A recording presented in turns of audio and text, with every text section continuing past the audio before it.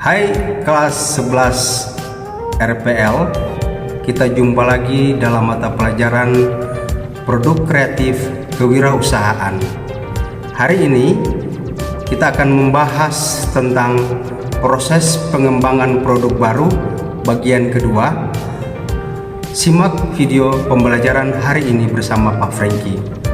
Minggu lalu Bapak sudah menjelaskan tentang identifikasi kebutuhan pelanggan dan penetapan spesifikasi target. Proses pengembangan produk baru itu Bapak sebutkan dalam video pembelajaran minggu lalu ada 10. Bapak sudah menjelaskan 2 di minggu yang lalu. Sekarang Bapak ingin menjelaskan lagi 2 hal. Yang pertama adalah penyusunan konsep. Yang kedua adalah pemilihan konsep. Konsep produk adalah sebuah gambaran atau perkiraan mengenai teknologi, prinsip kerja, dan bentuk produk. Proses penyusunan konsep terdiri dari 4 langkah, yaitu yang pertama, pemaparan masalah dengan diagram fungsi. Arti daripada poin yang pertama ini adalah bagaimana seorang wirausaha ketika dia memiliki tim dalam mengembangkan usahanya ada pemaparan masalah dengan diagram fungsi. Artinya apa? Bahwa ketika mereka terjun ke lapangan mengevaluasi, melihat sebuah produk yang berkembang, maka setelah itu dilaksanakan pemaparan masalah. Masalah apa yang dihadapi dalam pengembangan sebuah produk tadi. Yang kedua adalah pencarian eksternal. Arti kata eksternal di sini adalah di bagian di dalamnya. Kalau misalnya di minggu yang lalu kita sudah bahas tentang tim untuk mengevaluasi sebuah produk, maka dalam kegiatan hari ini pencarian eksternal itu adalah bagaimana di dalam tim tadi ada beberapa hal yang perlu dievaluasi. Misalnya saja di bagian pemasaran dan seterusnya. Disitulah ada evaluasi bagian-bagian. Kasih contoh, di bagian pemasaran mungkin ada kekurangan sesuatu hal, maka lakukan evaluasi. Siapa yang melakukan evaluasi itu?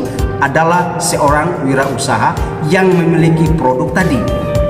Yang kedua adalah pencarian internal. Tadi eksternal, sekarang internal. Internal berarti di luar.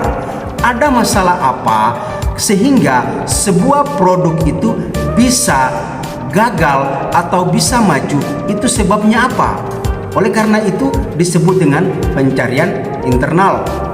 Yang keempat, penggalian secara sistematis dengan pohon klasifikasi dan tabel komunikasi.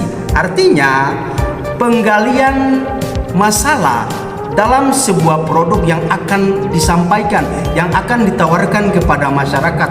Apakah masyarakat menerima produk yang akan dikembangkan tadi? Itu yang disebut dengan penyusunan konsep produk. Yang keempat adalah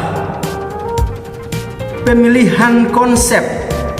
Pemilihan konsep merupakan kegiatan di mana berbagai konsep dianalisis secara turun-temurun, kemudian dieliminasi untuk mengidentifikasi konsep yang paling menjanjikan.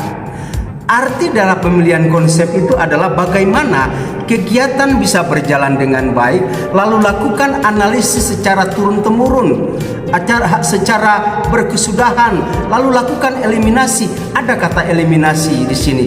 Yang dimaksudkan dengan eliminasi adalah bagaimana sebuah produk yang tadinya dievaluasi lalu dilakukan eliminasi, mana yang tidak akan dipakai dan mana yang akan dipakai, tim mana yang akan dipakai dan tim mana yang tidak dipakai.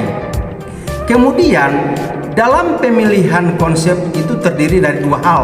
Yang pertama adalah penyaringan konsep. Penyaringan konsep tujuannya penyaringan adalah untuk mempersempit jumlah konsep secara cepat dan untuk memperbaiki konsep.